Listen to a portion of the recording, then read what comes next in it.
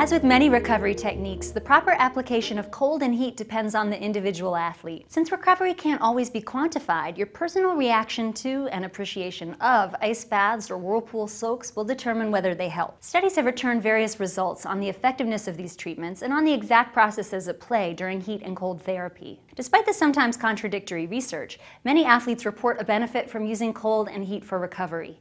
Thus, you should experiment to find what works best for you. In general, ice is used to combat the inflammation incurred in training, both generally from repetitive pounding and specifically from acute trauma, such as a crash or a fall.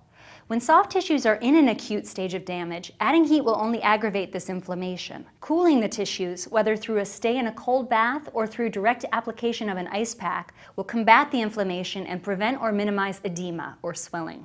When the cold is then removed, it encourages renewed blood flow to the area, bringing in oxygen and cellular chemicals to speed up recovery while removing the byproducts of exercise and inflammation. On the other hand, spending time in a warm environment, either a dry one such as a sauna or a wet one such as a steam room or a whirlpool, can increase circulation and loosen stiff muscles. In addition, spending time in a warm room or bath can just feel nurturing, helping to relax the athlete and encouraging the parasympathetic nervous system to facilitate recovery. A few guidelines. With either cold or heat, 20 minutes is the limit. You don't have to stay that long, especially in a heated environment, but staying any longer will have no extra benefit. In fact, it can hurt you, with risks including hypothermia and skin damage from cold, and hyperthermia and dehydration from heat. Use cold or heat after a workout, not before. Experiment to find what works best for your individual physiology and be sure you note it in your training log.